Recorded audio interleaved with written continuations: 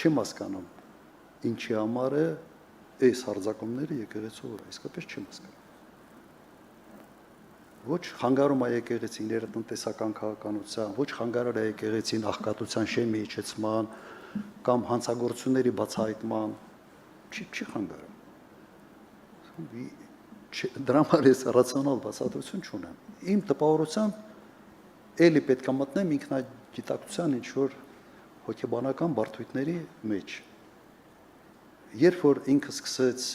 եկեղեցական տոների ժամանակ սամոսներ կարդալ, ես արդեն սպասում եի, որ այս այրթը գալով է վեապարին և սրբազաններին։ Արդեն սպասում եի, որտև ինքը փորձում է իրեն,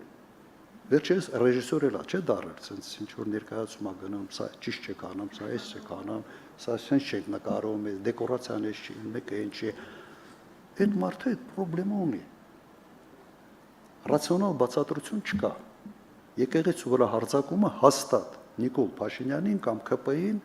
վարկանիշ չի բերում։ Սրբազանների բանտում պահելը հաստատ վարկանիշ չի բերում։